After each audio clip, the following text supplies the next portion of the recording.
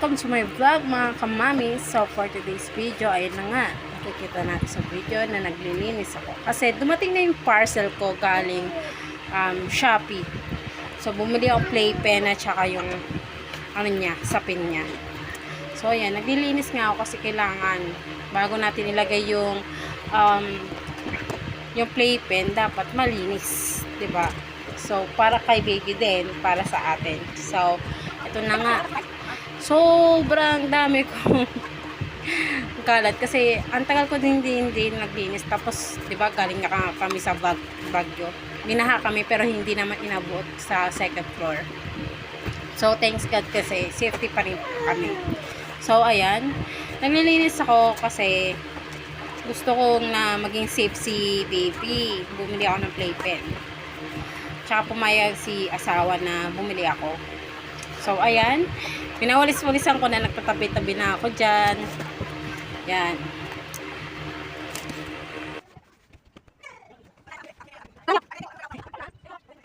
Ayan, simpleng ano lang, punas-punas. Char pakit ng tao. Joke. Hindi, naglilinis talaga ako kasi talagang maalikabok. So ayan, nilalagay ko na yung sa pinakad. Ayan.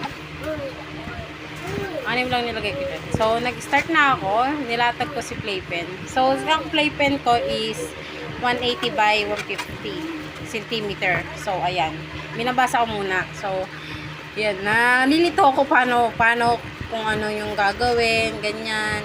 So, tinitignan ko. Pare-parehas lang naman. Pero, yung sukat kasi ng mga bakal niya is hindi sila magkakasay. So, inisip ko muna. Ayan, ayan. So, sinukat ko. So, ayun, hindi pa rin sukat. Yung mahahaba is for the, do sa, yung haba niya. Ay, yung lapad niya, yon yung lapad niya. Yan. Yan, dino-double check ko talaga. Tapos, ayan. Tapos, isip ko, parang magagawa ko ba ito mag-isa? So, bilang mami, so, lahat dapat kaya natin gawin. Di ba mamis? So, ayan. Titingin ako sa manual. Hindi ko maintindihan.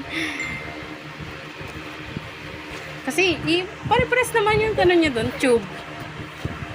Ayan.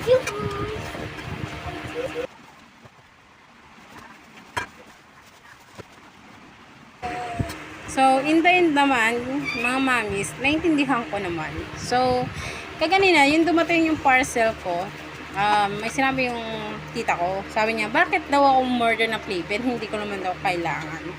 So, dito kasi sa kwarto namin, may matatalim na bagay dito na hindi namin, katulad ditong dingding namin. Aluminum kasi to. At saka hindi namin pa anuhan ng kahoy, ng plywood. So, ayan. Tapos, madalas, kinakain ni baby yung mga, kuryente. Naka-extension lang kami. So, we decided na bumili na lang nga ng playpen. Kasi, natatakot din ako kapag, kunyari, tulog ako, tapos nagising si baby.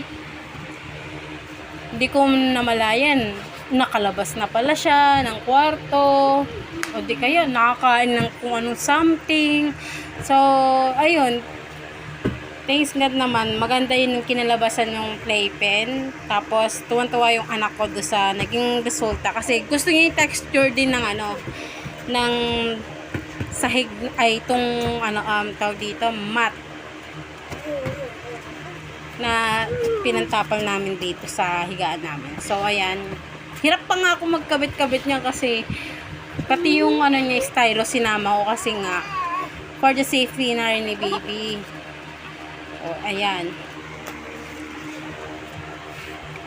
Diba? So, iniisip natin yung hindi dahil sa sumasabay tayo sa trends na mga ibang mami, sa ganyan, hindi, para sa safety naman to ni baby.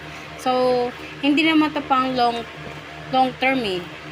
May rin to, siguro mga 2 years old, ganyan.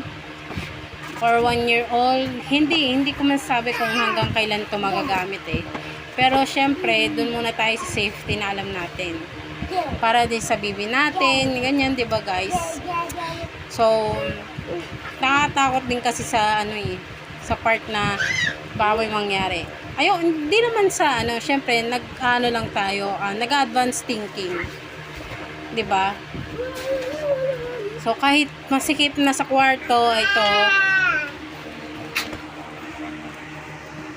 kailangan natin pa rin isipin yung kapakanan ng mga anak natin, di ba? So, ayan. Palapit naman natapos yung aking pag-build ng... So, ayan na nga. Sana ba ako? Tinawag kasi ako eh. Ayan na nga. Doon na tayo sa safety ni baby, di ba? So, iisipin natin yan. Hindi dahil gusto lang natin. Syempre, love natin yung mga anak natin. Kaya, iniisip natin yung ano niya, kaligtasan. So, ayan. Natatapos ko na siya. So, pati yung ano, may sukat din yun eh. 180 cm by 150 cm. So, patapos na ako dyan, guys. So, nakakatuwa. Thank you for watching, guys. And please subscribe and click the notification bell for more videos.